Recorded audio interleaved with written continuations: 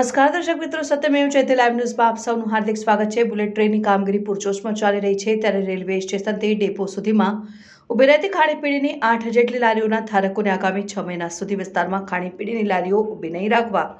પાલિકાની દબાણ શાખાએ આપેલી મૌખિક સૂચનાથી લારી ધારકો આવતીકાલથી પોતપોતાની લારીઓ અને આ વિસ્તારમાં ઊભી નહીં રાખે તેવી ખાતરી આપી હતી। અને ઉલ્લેખનીય છે કે બુલેટ ટ્રેનની કામગીરી વડોદરા ખાતે પૂરજોશમાં ચાલી રહી છે અને લાલ બહાદુર શાસ્ત્રી બ્રિજ પાસે ચાલતી કેટલીક કામગીરી પૂરી થવામાં છે।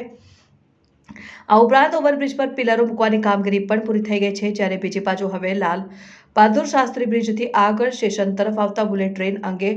ઊભા કરવાની કામગીરી આગામી દિવસોમાં શરૂ કરાશે। L&T દ્વારા ચાલતી આ કામગીરી અંગે વડોદરા પાલિકા ડાયરેક્ટરની સૂચના મુજબ દબાણ શાખાની ટીમ અને L&Tની ટીમ રેલવે સ્ટેશન વિસ્તારમાં સવારે પહોંચી હતી અને જ્યાં રોડ રસ્તાની બંને બાજુએ 8 જેટલી ખાણીપીણીની લારીઓ કાયમી ધોરણે ઊભી રહે છે,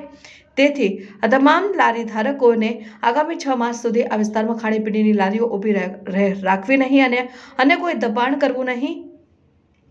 તેવી સૂચના અપાઈ હતી। આ બાબતે બુલેટ ટ્રેનની થનારી કામગીરી બાબતે પિલરો ઊભા કરવાના હોવાથી કામકાજમાં કોઈ અડચણ ન સર્જાય તે હેતુથી તમામ ઘણી બધી લારી ધારકોને ખાસ સૂચના આપીને સમજાવવામાં આવ્યા, જેથી ખાણીપીણીના લારી ધારકોને ખાણીપીણીનો સામાન તૈયાર હોવાથી આજનો દિવસ વેપાર ધંધો કરવાની સંમતિ આપવા જણાવ્યું અને આવતીકાલથી વિસ્તારમાં કોઈ ખાણીપીણીની લારી નહીં ઊભી રહે તેવી બાંહેધરી આપી હતી। ને આમ દબાણ શાખાની ટીમ અને L&Tની ટીમ લારી ધારકોને સમજાવટ બાદ પરત ફરી હતી।